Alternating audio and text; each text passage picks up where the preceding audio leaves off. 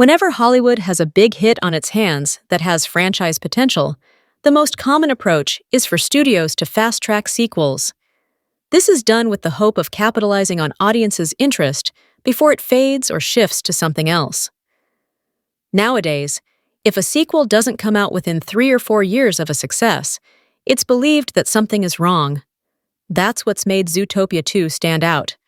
Walt Disney Animation's newest movie, set to hit theaters on November 26th, is coming out 9 years after the original.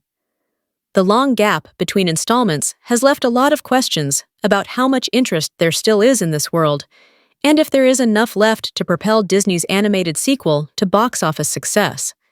With so much time passing and the original movie not appearing to have a massive cultural footprint, why Disney waited so long to make Zootopia 2 seems confounding on paper. The truth is that this is part of a consistent, and it's hard to argue with the results recently. If we look at some of the highest-grossing animated movie franchises ever, it's common to see them release new installments under Hollywood's usual timeline of every 3 or so years.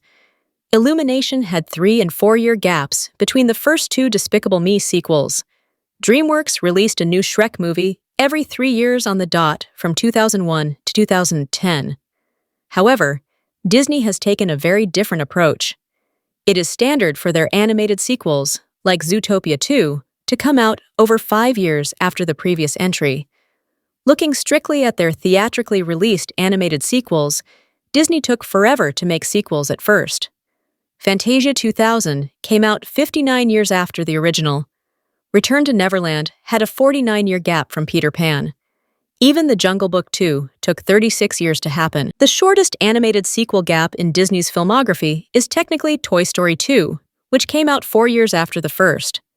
However, that movie was made before Disney acquired Pixar.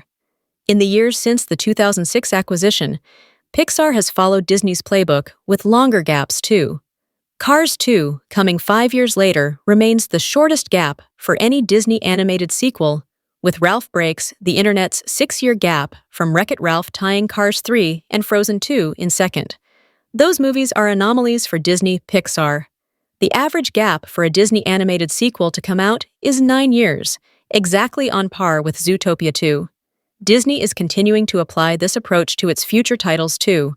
If you look at Zootopia 2's release through the lens of Disney's trends, rather than wider Hollywood traditions, the 9-year gap is more fitting.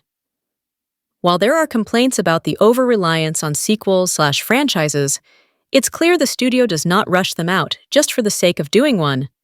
They're spreading them out more than most. Disney's tendency to make audiences wait for animated sequels helps clear up some of Zootopia 2's concerns, but the potential disinterest after so much time may still feel like a real cause for trouble with this movie. Box office data, especially recently, proves otherwise. The majority of Disney animated sequels make more than the previous installment, not adjusted for inflation. The only 2 that didn't were The Jungle Book 2 and Cars 3. Most of the time, these sequels don't just earn a bit more than the previous film either, and many of them went on to make $1 billion. The latter has been true exclusively in the last decade. Of the 8 animated sequels Disney has released in theaters since 2016, 6 of them made over $1 billion. This includes the last 4: Toy Story 4, Frozen 2, Inside Out 2, and Moana 2. Zootopia 2 has hopes of extending this streak to 5.